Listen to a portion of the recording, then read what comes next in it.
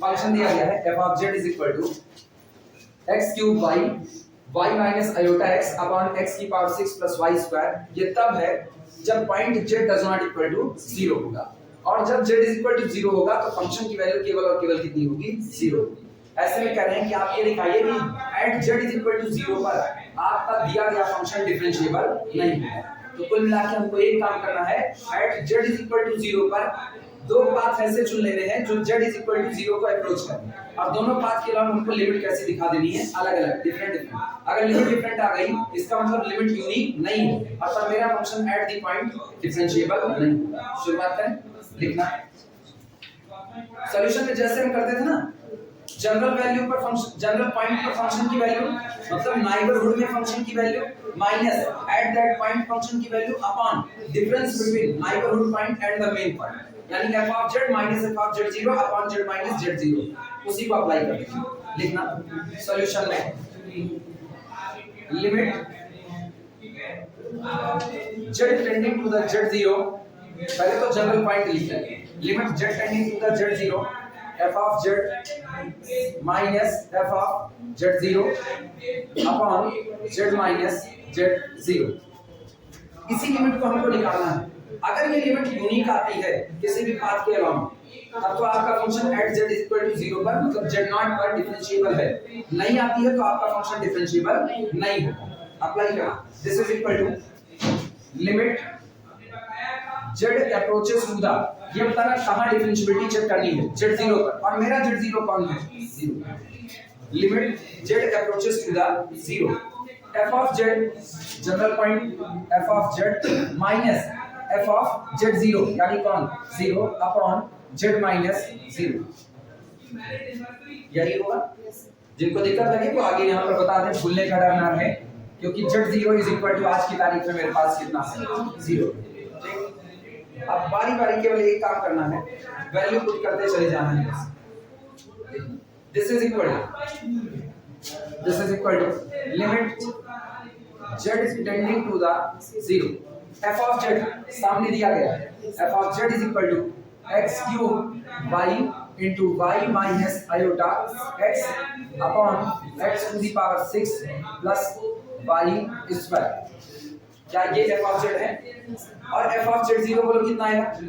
f of z0 यानी f of 0 at z is equal to 0 पर value कितनी है?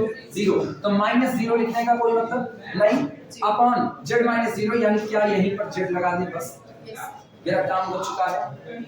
जिनको दिक्कत लगे वो इधर सुने, जिनको ये लगे ना कैसे लिखा गया वो इधर, कुछ नहीं था, ये केवल लिखा गया था limit z tending to the 0 और 1 अपॉन z को हम बाहर निकाल ले रहे हैं। अंदर जो लिखा गया f ऑफ z का मतलब जनरल पॉइंट पर value, z does not equal to 0 पर वैल्यू कितनी थी? x cube y into y minus iota x upon x की पावर 6 और प्लस कितना? y square. ये होगा f ऑफ z माइनस फिर कितना? f ऑफ 0, f ऑफ 0 मतलब at z is equal to 0 पर वैल्यू माइनस कितनी है? 0। बोलो क्या यही चीज लिखी गई है कि नहीं? नोट करो।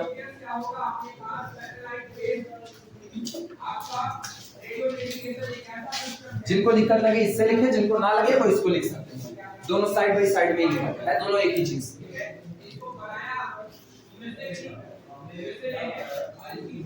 अच्छा, सारा काम तो हम करेंगे x और y के टर्म में, तो चलो सबको x और y के टर्म में चेंज कर देते हैं। सब ऑलरेडी x y के टर्म में है, केवल ये z, तो z बराबर हम जानते हैं general point x plus i है, तो this is equal to limit z tending to the 0 x cube y into y minus iota x upon x plus i y, और बगल में हो गया x की पावर 6 प्लस y स्क्वायर।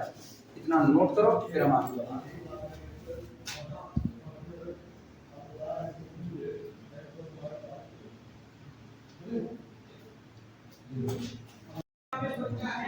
अगला काम ये करो, ये जो ऊपर नजर आ रहा है y माइनस आयोटा x, यहां से माइनस आयोटा को कॉमन करो।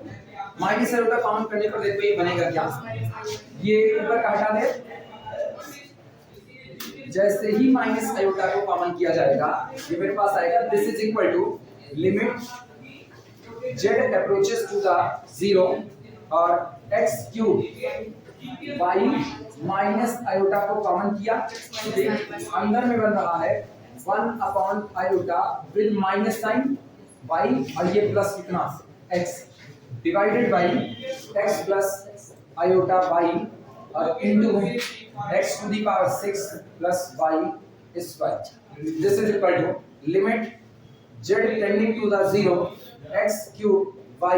अच्छा क्या माइनस आयोटा आगे निकाल लें, minus iota x cube y।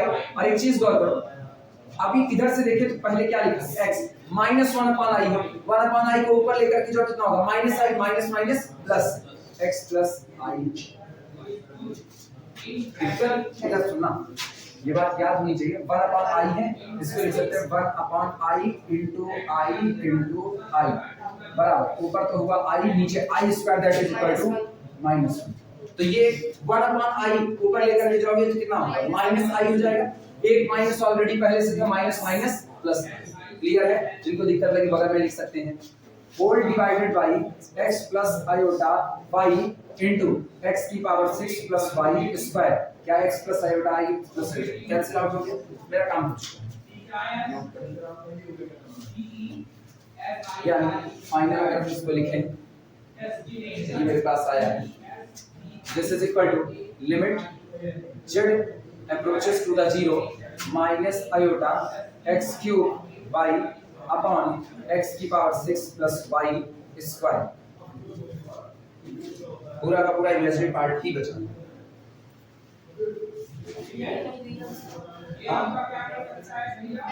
बस अब केवल हम दो पाथ के अलाउंग लिमिट निकालेंगे, पाथ चालाकी से चुनना पड़ेगा, वो खुद ही कह रहा है दिखाइए डिफरेंशिएबल नहीं है, तो तय बात है दो पाथ चुनो, दोनों पाथ के अलाउंग लिमिट आपकी डिफरेंट डिफरेंट आए। अब पाथ चुनना देखना कैसे पाथ चुना जाएगा।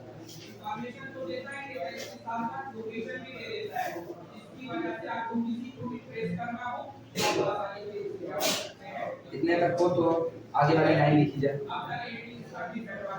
इसके बाद वाली लाइन है बी चेक द लिमिट, हम लिमिट को चेक करेंगे, be check the limit, be check the limit along two path, along two path। हम इस लिमिट को चेक करेंगे दो पाथ के अलाउंग, लेकिन ये याद रखना दोनों ही पाथ ऐसा चुना जाएगा ना कि वो ओरिजिन से गुजरे। z बराबर 0 के अलाउंग डिफरेंशिएबिलिटी चेक करनी है ना कि at z is equal to 0 पर आपका फंक्शन डिफरेंशिएबल है या नहीं। तो हमको जितने कर्व पास भी कराने हैं वो कहां से कराने हैं, ओरिजिन से ही कराने हैं, क्योंकि आज मेरे जितने पाथ होंगे ये बिल्कुल ऐसा ही किस्सा है।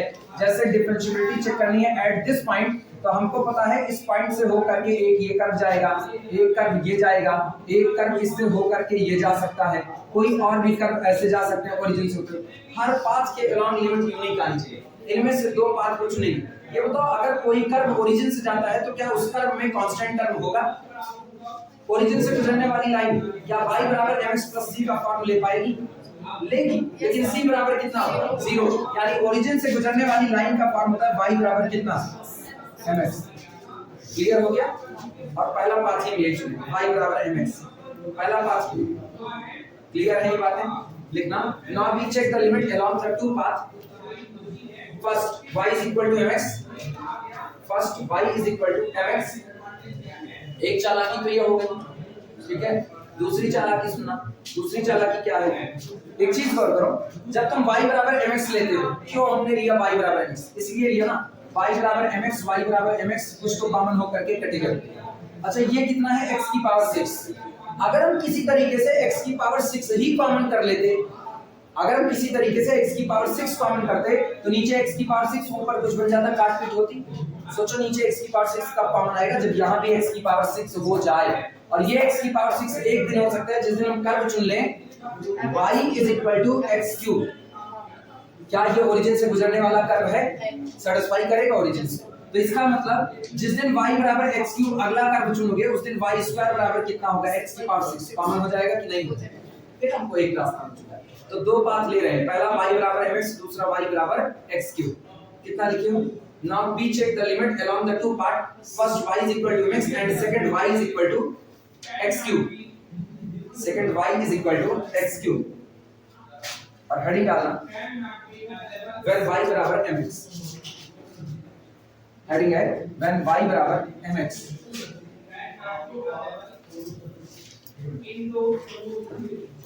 पहला when y is equal to mx, then this is equal to, this is मतलब यही लिमिट जो हम निकाला, this is equal to limit. अच्छा ये बताओ, जब तुम सारा किस्सा लेकर के y और x पर आ गए तो क्या आप z अप्रोचेस टू 0 लिखना अच्छा है कि x tending to 0 y tending to 0? ठीक, तो आप हम लिख सकते हैं x approaches to the 0 y approaches to the 0। Actually ये क्यों लिखा जाता है इसका मतलब समझो, जैसे जनरल पॉइंट ये है और जनरल पॉइंट z को हम लोग लिखते आए हैं x, y और ये अप्रोच कर रहा है किसके अलोंग, y बराबर mx के अलोंग चलता हुआ ये अप्रोच कर रहा है किसको, ओरिजिन। ये तभी ओरिजिन आ सकता है, सोचो ये पॉइंट मतलब आप यहाँ खड़े हो x पर और यहाँ खड़े हो किस पर, y। जब और आगे आओगे तो सोचो यहाँ और यहाँ आपकी x चलता हुआ इस जगह आ गया, y चलता हुआ इस जगह आ गया कि नहीं, मतलब x भी बढ़ रहा है किसकी तरफ, ओरिजिन की तरफ, y भी बढ़ रहा है किसकी तरफ, ओरिजिन की तरफ। यानी as z approaches to the 0 then its two component x and y also approaches to the 0, तो इसीलिए लिख दिया x tending to the 0 y tending to the 0। किसी को कोई दिक्कत? चलो आगे लिखना, माइनस आयोटा बरकरार है ठीक, और y बराबर mx मान चुके हैं, तो ये जो लिखा है ना x क्यूब तो रहने देना, y की जगह पर कितना कर देना mx होल डिवाइडेड बाय नीचे का हिस्सा x की पावर 6 प्लस y बराबर mx करोगे तो कितना आएगा m स्क्वायर इनटू कितना x स्क्वायर।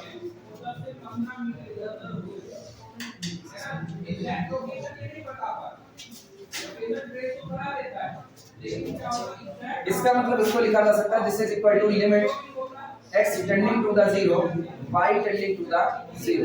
अच्छा गौर करना, ऊपर हो गया x की पावर 4 ठीक, क्या नीचे से x स्क्वायर कॉमन किया जा सकता है, तो यानी ऊपर तो लिखा गया minus iota mx to the power 4 divided by x square common किया, ब्रैकेट के अंदर में आया, यहां पर कितना x to the power 4 plus इधर कितना m स्क्वायर, और ये बताना x स्क्वायर से यहां पर एक पावर कैंसिल आउट, मतलब दो पावर बचेगी, तो कुल मिलाकर के क्या अब ये क्यों बचा कि नहीं बचा, क्लियर है? पूरे में x is equal to 0 put करो, x is equal to 0 put करोगे तो ऊपर का हिस्सा पूरा कितना 0, नीचे का ये 0 m स्क्वायर बचा 0 अपॉन m स्क्वायर आएगा 0, तो कुल मिलाकर के मेरे पास ये लिमिट कितनी आई, यानी जब पॉइंट z अप्रोच कर रहा है ओरिजिन को, जब आपका पॉइंट z अप्रोच कर रहा है ओरिजिन को किस रास्ते, लाइन के रास्ते, y बराबर mx के रास्ते, y बराबर mx एक लाइन नहीं होती, जब आप y बराबर mx कह दिए ना तो m की इनफाइनाइट वैल्यू के लिए आप लाइन रख चुके हो, मतलब जब जब ये रेडियस वेक्टर से ओरिजिन की तरफ आने की कोशिश कर रहा है, अब इसका नेचर सुनना, इसका नेचर ये है कि जब जब ये किसी भी लाइन के अलोंग ओरिजिन की तरफ बढ़ेगा, ये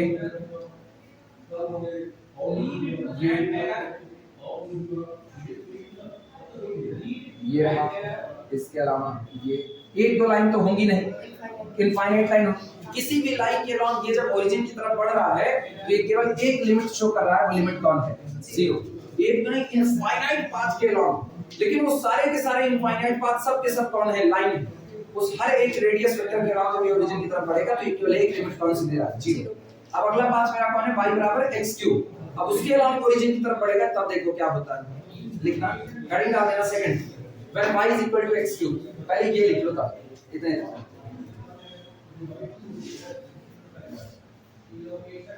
ये बड़ा फेमस न्यूमेरिकल है, पता है एग्जाम में अपने यहाँ पे पैटर्न है, अपने यहाँ पढ़ी मतलब एकदम अच्छी पढ़ी, अपने यहाँ अगर डिफरेंशिएबिलिटी चेक करने का कोई न्यूमेरिकल पूछा जाता है उसमें से 90% चांस इसी के, ये इतना फेमस है 90% इसी के चांस है।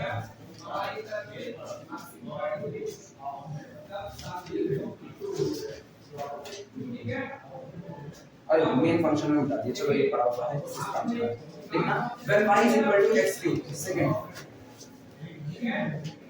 when y is equal to x cube, उसमें देखना this is equal to मतलब भाई लिमिट बराबर limit x approaches to the 0। अच्छा क्योंकि इधर गौर करना y बराबर कितना रखिए x, अब ये दोनों भी नहीं लिखा, और स्टैंडर्ड आ गया। भाई x टेंडिंग टू 0 होगा तो बेचारा y ऑलरेडी अप्रोच करेगा 0 की नहीं। तो जब आप y को भी x के टर्म में लिख रहे हो तो आपको x tending to 0 y tending to 0 लिखने की कोई जरूरत नहीं है, केवल एक लिखो x टेंडिंग टू द 0। ठीक, माइनस आयोटा x क्यूब ये होता था और बगल में कौन था y, तो y का मतलब भी आज कौन हो गया x cube divided by x की पावर 6 प्लस ये y स्क्वायर होता था, y स्क्वायर में आप क्या रख दिए हो y बराबर कितना x क्यूब, तो x क्यूब का स्क्वायर यही बना कि नहीं। इसका मतलब ये अपने पास आ रहा है this is equal to limit x tending to the 0, बोलो x की पावर 6 है कि नहीं, माइनस आयोटा x की पावर 6 अपॉन इनका हाल देखना क्या ये 2x की पावर 6 है कि नहीं, और x की पावर 6 है, x की पावर 6 का लिमिट आती है minus iota upon 2।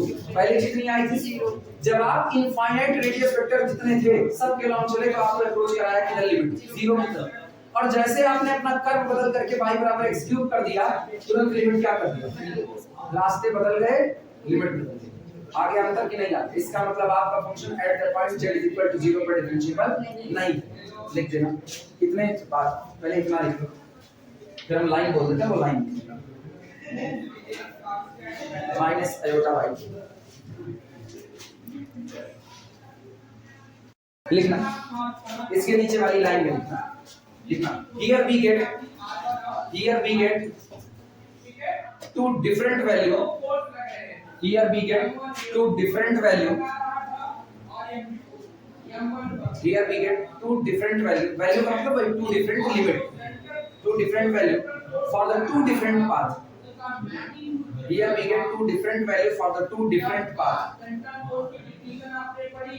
so function is not differentiable, so function is not differentiable, so function is not differentiable, इसलिए आज की तारीख में फंक्शन डिफरेंशिएबल नहीं। पता है, अब हम एनालिटिक की तरफ बढ़े, एनालिटिसिटी उसकी तरफ बढ़ने से पहले ना हम नाइबरहुड की बात करते हैं। जैसे रियल में नाइबरहुड पढ़े थे ना, डिट्टो वैसा ही नाइबरहुड कॉम्प्लेक्स में कोई खास फर्क नहीं, अंतर भाई रियल और कॉम्प्लेक्स के बीच में जो मेन डिफरेंस होता है। ठीक है, यहाँ पर आर्टिकल है, नाइबरहुड पढ़ेंगे, लिमिट पॉइंट पढ़ेंगे, बहुत नहीं डिफिनेशन पढ़ेंगे। पूरी बातें तो हम लोग ऑलरेडी रियल में पढ़ चुके हैं, कॉम्प्लेक्स में पूरा माजरा चेंज हो जाता है, लेकिन सारा बिहेवियर बिल्कुल ऐसा ही रहता है जैसे रियल का बिहेवियर फॉलो होता है। नाइबरहुड की डेफिनेशन पढ़ेंगे, लिमिट पॉइंट की डेफिनेशन पढ़ेंगे, ओपन सेट पढ़ेंगे, सब डेफिनेशन अपने पास इसके न्यूमेरिकल नहीं, मतलब अपने यहाँ। और तीन डेफिनेशन के बाद चौथी डेफिनेशन एनालिटिक की होगी, और एनालिटिक फिर हम लोग देखते हैं। हेडिंग डाल देना neighbourhood of a point z0। चूंकि तुम लोग अब नाइबरहुड रियल में पूरा पढ़ चुके इसलिए एमवीडी लिख सकते हैं, इसलिए लिख सकते हैं neighbourhood of point z0 by z0, neighbourhood of point किस पे, क्योंकि दोनों ब्रांच अलग है, दोनों ब्रांच में मायने बदल जाते हैं ना। लिमिट रियल में भी पढ़ी, लिमिट यहाँ भी पढ़ी, फर्क आया कि नहीं है। कॉम्प्लेक्स की डायमेंशन रियल की डायमेंशन से अलग होती है, इसीलिए जो ग्राफ आप कॉम्प्लेक्स में खींच रहे हो वो ग्राफ आप जो ग्राफ आप रियल में खींच रहे हो वो ग्राफ आप कॉम्प्लेक्स में नहीं।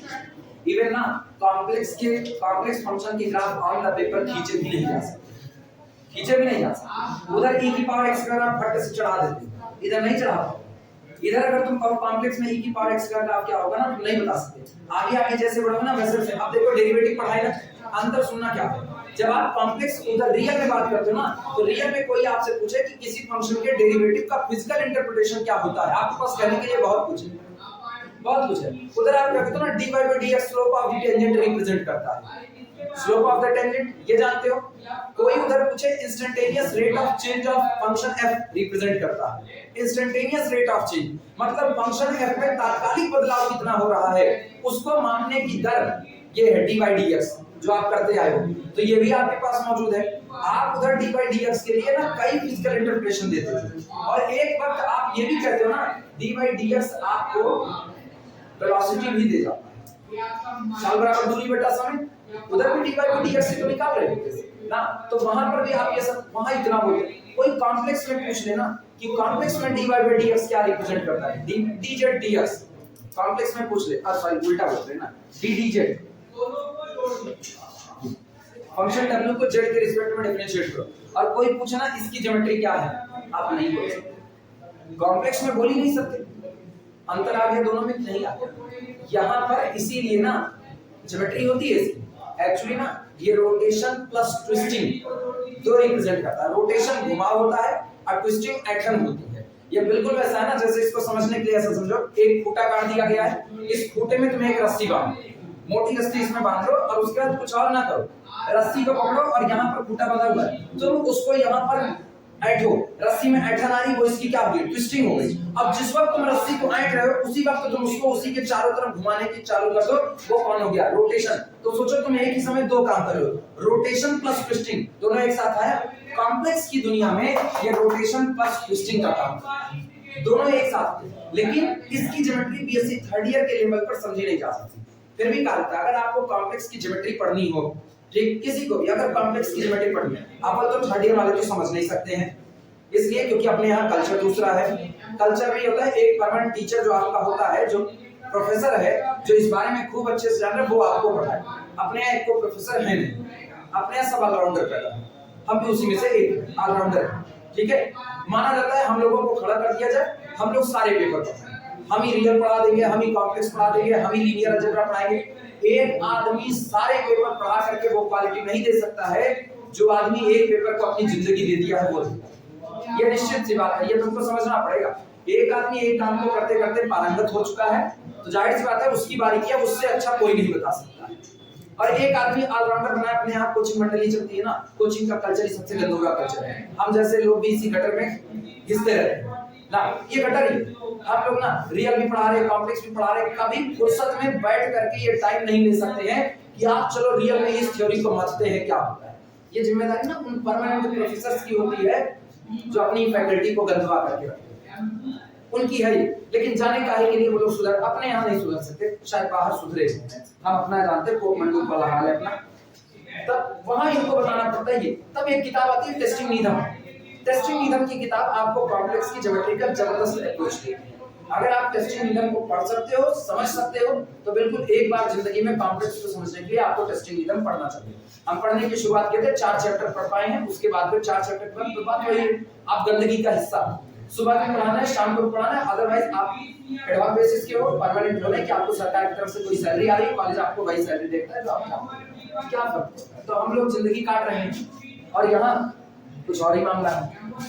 फिर भी तुमको बता रहे हैं टेस्टिंग नियम, अगर किसी को कभी थोड़ा बहुत पढ़ना होगा ना, हमसे टेस्टिंग नियम उधारी ली जा सकती है मेरे पास टेस्टिंग नियम, हम पढ़ते हैं डेली नहीं लेकिन कभी कभी, अच्छी किताब है। चल लिखना लाइब्रेरी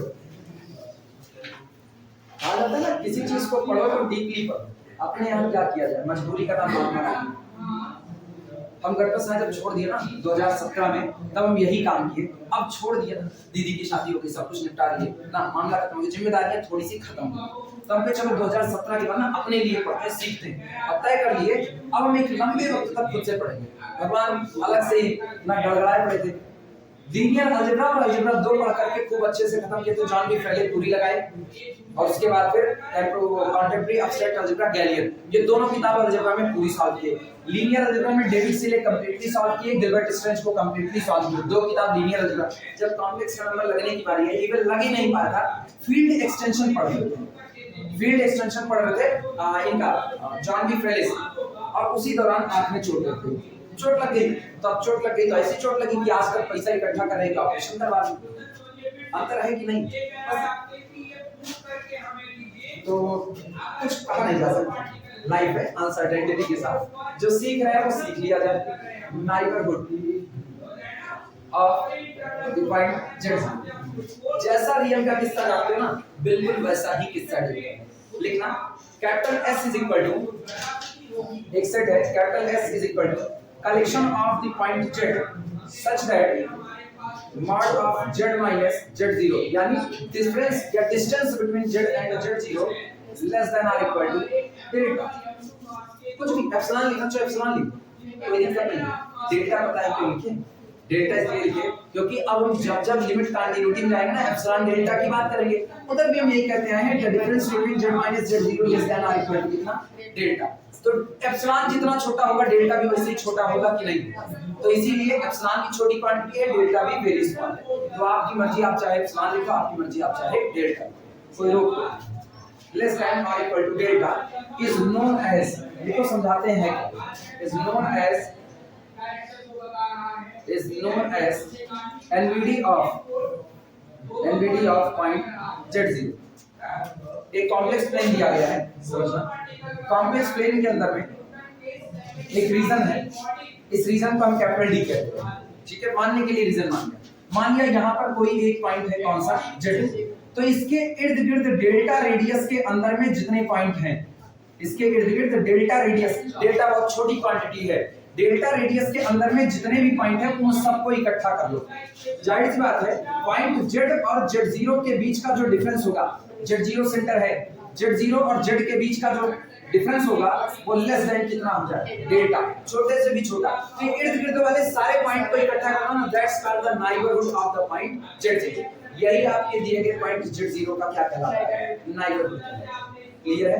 तो यहाँ रियल के बीच में फर्क क्या है, हम इधर इंटरवल की बात नहीं की, उधर क्या करते थे, उधर इंटरवल की बात करते थे, क्योंकि रियल में हम रियल लाइन पर चल रहे हैं, और रियल लाइन पर जब हम चलते हैं तो हम कहते हैं कि कोई दिया गया सेट कैपिटल N किसी दिए गए पॉइंट x0 के लिए नाइबरहुड का काम करेगा अगर x0 बिलोंग करे किसी ओपन इंटरवल में और ओपन इंटरवल कंटेंट हो जाए दिए गए सेट में, तो that set is the neighbourhood of the point x0। वहां ये कहते थे, यहाँ नहीं कह सकते, यहाँ हम कॉम्प्लेक्स प्लेन में चल रहे हैं, और जब आप कॉम्प्लेक्स प्लेन में चल रहे हो तो आप किसी लाइन पर नहीं चल रहे हो कि आप इंटरवल की बात कर सकते हो। तो हम यहाँ पर रीजन की बात करते हैं, हम कहते हैं आप कुछ ना कीजिए, आप कॉम्प्लेक्स प्लेन का एक पॉइंट Z0 सेलेक्ट कीजिए, Z0 के इर्द-गिर्द डेल्टा, छोटी रेडियस डेल्टा के अलावा जितने पॉइंट हैं उनको आप इकट्ठा कर लीजिए, और पूरा का पूरा कलेक्शन ही Z0 का क्या कहलाएगा, नाइबरहुड। क्लियर है ये बातें ना? फर्क इसीलिए यहाँ अलग से पढ़ा है। उधर वाली बात करते हैं ना, तो उधर तो हमको बार-बार छक मार करके इंटरवल कहते हैं, यहाँ इंटरवल का जिक्र तक नहीं।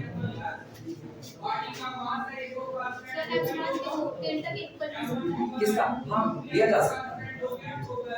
लेस देन और equal to delta is known as the neighbourhood of the point Z0। लिखना वेयर डेल्टा इज, अब डेल्टा के बारे में बता दे, where delta is an arbitrary small, where delta is an arbitrary small positive integer known as, जाना जाता है, known as, इसी डेल्टा को हम कहते हैं। अच्छा डेल्टा सोचो, डेल्टा क्या डिसाइड कर रहा है, डेल्टा नाइबरहुड डिसाइड कर रहा है। आप जैसा डेल्टा लेंगे वैसा आपको अंदर में पॉइंट मिलेंगे, वो आपको एक नाइबरहुड की रेडियस पर डिसाइड कर रहा है। उधर भी तो हम लोग रियल में एप्सिलॉन को रेडियस से बोलते थे, कहते थे एप्सिलॉन रेडियस का एक इंटरवल ड्रॉ करते हैं, एप्सिलॉन रेडियस के इंटरवल के अंदर में फिर पॉइंट को इकट्ठा कर रहे थे। सेम कंडीशन डेल्टा भी क्या होगा, रेडियस ऑफ द नाइबरहुड का, known as radius of neighbourhood. यहाँ पर इस डेल्टा को हम लोग रेडियस ऑफ नाइबरहुड कहते हैं।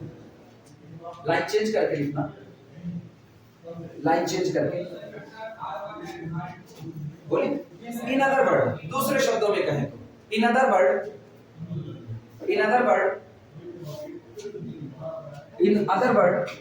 NVD of a point Z0, in other word NVD of a point Z0, in other word NVD of a point Z0 is the collection of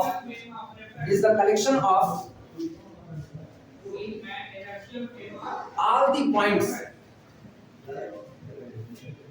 collection of all the points on and within the circle, on and within the circle, on and within the circle, with center Z0, on and within the circle with center Z0 and radius delta, and radius delta। कहा जा रहा है कि अगर हम दूसरे शब्दों में कहें तो दूसरे शब्दों में किसी दिए गए पॉइंट Z0 का जो नाइबरहुड होता है वो उन सारे पॉइंट का कलेक्शन होता है, वो उन सारे पॉइंट का कलेक्शन होता है जो एक सर्किल के ऊपर और सर्किल के अंदर होते हैं, और सर्किल जिसका सेंटर कौन होता है z0 और जिसकी रेडियस कौन होती है डेल्टा होती है। मतलब आप जिस पॉइंट पर कॉम्प्लेक्स प्लेन में आप हाइपोथेटिकली किसी पॉइंट पर खड़े रहो और आपको कोई कहे कि आप अपना नाइबरहुड बताइए, तो आप ये कह देना ना, आप हमको डेल्टा दे दो, हम तुमको नाइबरहुड दे देते। उसने कहा डेल्टा 1/2 ले लो, डेल्टा 1/2 लिया ना, तो जिस पॉइंट पर खड़े हो तो वहां से 1/2 डिस्टेंस आगे पीछे सारे पॉइंट को अपने इकट्ठे कर लो। जो सारा पॉइंट इकट्ठा होगा ना, इस सारा पॉइंट तुम्हारे लिए क्या कहलाएगा, तुम्हारा नाइबरहुड कहलाएगा।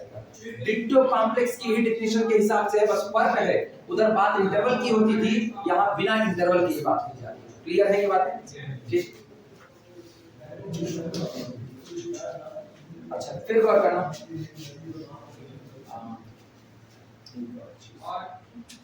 अगर आप लिख सकते हैं तो आप लिख लीजिए इन लोगों से। वर्डिंग देखें, वर्डिंग का देना limit point, adding limit point. अपना कम से कम छोटे मोटे ग्राफ तो हल्के फुल्के याद रखना ना। जब कोई तुमसे पूछे कि बताओ भाई, अगर तुमसे कोई इधर उधर करना चालू किया ना, उसको कम हम ग्राफ नहीं खींच सकते हैं कॉम्प्लेक्स में। कॉम्प्लेक्स के ग्राफ में तुमको एक ग्राफ हमेशा याद रखना पड़ेगा, हमेशा, ठीक है, सामने वाले को अपने से सहमत कराने के लिए कि जब आप y बराबर x² खींचते हो तो ये खींचते, लेकिन जब आप w बराबर z² खींचोगे जिस दिन ना, उस दिन w बराबर z² ये नहीं होगा, ये पैराबोला नहीं होगा, वो रीमानियन सरफेस होगा। और रीमानियन सरफेस समझाने के लिए उसको केवल एक काम करना, अपनी उंगलियों को मकड़ी के जाले में फंसाओ, ठीक है, और जाला ऐसा हाइपोथेटिकली अज्यूम करो कि वो मजबूत रहे, टूटेगा नहीं और एक्सटेंशन हो सकता है। उस जाले को पकड़ो और उसके बाद यूं खींचते हुए गोलाई में उसको ऊपर बढ़ाओ, जैसे आइसक्रीम की कोन ऊपर बढ़ती है वैसे, या फिर घर के डिजाइनर जो सीढ़ियां ऊपर चढ़ती है, अब वहां पर ग्राफ इस तरीके से रीमानियन सरफेस पे खींचेगा, ये याद रखना, ठीक है। देखना लिमिट पॉइंट में लिख लेना,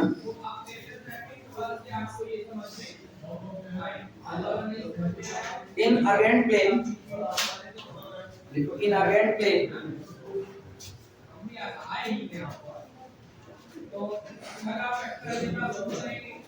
लिमिट पॉइंट में लिखना, in argand plane a point z0 becomes limit point becomes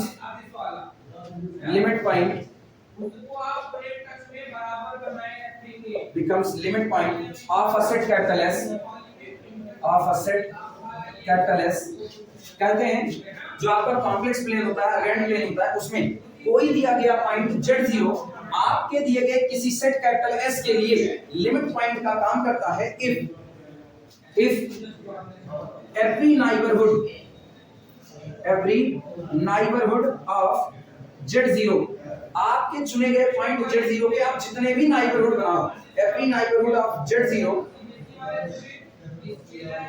if every neighborhood of z0 contains a point of capital S, contains a point of capital S other than z0, contains a point of capital S other than z0। अब तुमको हम time दे रहे हैं, limit point जो वहां पड़े थे और लिमिट पॉइंट जो कॉम्प्लेक्स प्लेन, दोनों की डेफिनेशन का कंपैरिजन कराना है। वहां याद दिलाओ, लिमिट पॉइंट की डेफिनेशन आप रियल में क्या पढ़े थे, रियल में बताना, रियल में लिमिट पॉइंट की डेफिनेशन क्या पढ़े थे, याद दिलाओ।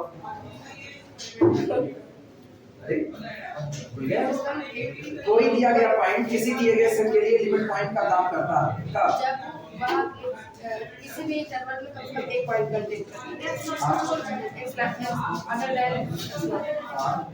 तो मतलब यहाँ क्या लिखा गया है, यहाँ कितना लिखा गया है, लिखा गया है भूल गए तुम लोग भैया तो ना बोलो, भैया तो गेट से पढ़ रहे हैं सर, रियल में वही था कि कोई भी